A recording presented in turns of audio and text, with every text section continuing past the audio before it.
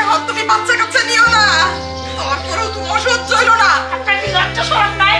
আপনি এই বসে বাচ্চা ধরে আপনার এখন নাতি দিবেন, নাতিকে আপনি ফুর্তি করবেন, তা না আপনি এই বসে ডক্টরে একটা শুরু করছেন। কি শুরু করছেন?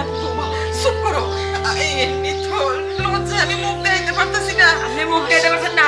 আমার শ্বশুর যে কি করছে আমি এটা বুঝি না। আসলেও কোন বানানোর করছে কি বাড়ার হিয়াল।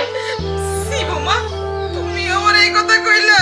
কইলাম না, ওই আপনি ছেলে বুঝছে না যে আমার মা প্রেগনেন্ট, তাহলে আমারও প্রেগনেন্ট কে বানাইছি। আমার শরম নিও না মামা। ও মামা, ওমা মা, ওমা আমরা কি বেশি করছে? ওমা মা